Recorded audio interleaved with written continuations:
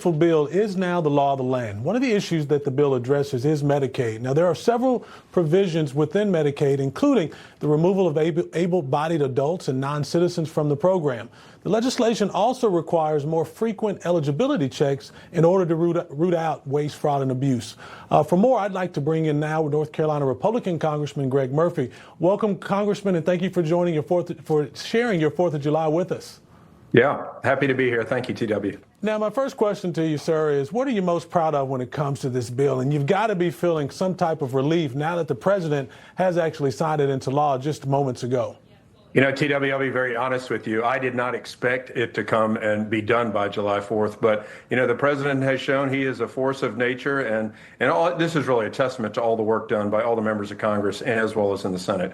What am I most proud of? There's so many different things. I think it was really critical for the American people to not go back on taxation promises that were made in 2017. If we'd have gone back on those, the average increase would have been $1,700 per citizen, per constituent, going up in their taxes. So much of this is pro-growth, continuing to expand on what America's economy can be, and it was really, really critical that we codified that really permanently as we move forward.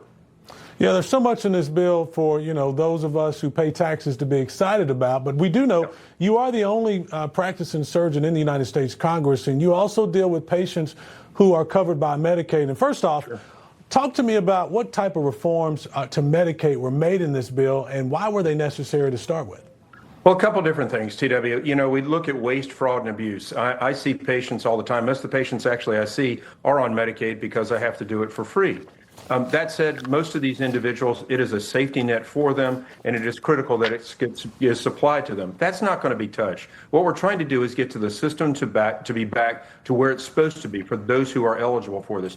But for if you're illegally in the country, you're not eligible for the benefits, you're able-bodied and should be working and have a job and getting insurance through the company, those Medicaid benefits should not be given to you. We also have to go back and look at what is the growth of Medicaid. It's growing at 6% a year. That's not sustainable. And somehow in the mind of this country, it has become morally acceptable for 16 and 18-year-olds to get pregnant with the expectation the government is going to take care of their children and then no expectation that the father is going to be involved. And this is one of the main problems that we have with Medicaid these days. It has become now part of a victimhood society that the nation is teaching. We have to get back to what it's supposed to be, and it's supposed to be a safety net for those individuals who are impoverished and truly need this, not just something there for just to be used because it's a government program. No, you're exactly right, Congressman. Getting people more addicted to Medicaid is not the answer for our country. I've always said we should define compassion, not by the number of people we put on Medicaid, but the number of people we get off.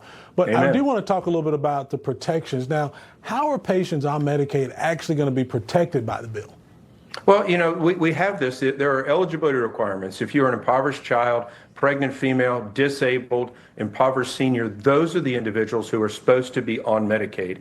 And if we have those individuals who are protected, meaning that we go through a system, the Biden administration did not allow states to audit their Medicaid rolls. They basically said enroll as many people as possible. The head of CMS was absolutely incompetent over the last 4 years. That's one of her main jobs, enroll people, enroll people, enroll people. We now have to get back to a program that is supposed to be for those people that I just spoke about who are eligible and make sure that those benefits are strong and present for those who need them.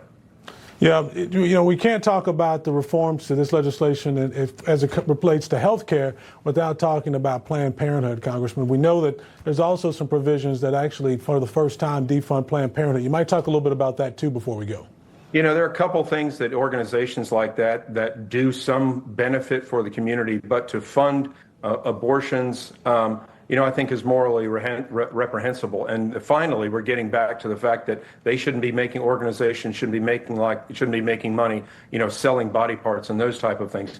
We don't need the government to be paying for that type of horribleness in our society. It's time, and this is what's so great about this presidency. And really, you had one of your persons on a few minutes ago talking about how this was going to be challenging for the midterms. Well, that's what reconciliation packages are. They are by definition partisan, but it is so wonderful now to have accountability back in our government. You look at the last 4 years, was an absolute disaster with Biden at the helm. And, God bless President Trump for bringing us back to accountability.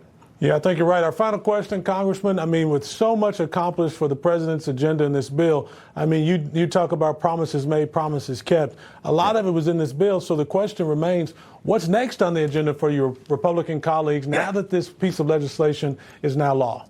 Well, we have a lot to do, TW. You know, trade is a major issue for the United States. We've seen this with the tariffs. Biden administration did absolutely nothing for 4 years. I'm on the trade subcommittee for Ways and Means. We did absolutely nothing for 4 years. That's going to be huge as far as what we can do. I personally, you know, as a physician, I want us to do a real health care reform packages. Go after the abuses of the insurance industry, try to get our doc fix going. I'm tired of our physicians being run out of practice because the Medicare rates are just so horrible. There's a lot that we can do to reform the healthcare system for the United States.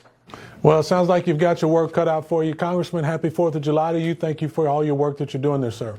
You too. God bless. Congressman Murphy, have a great day. So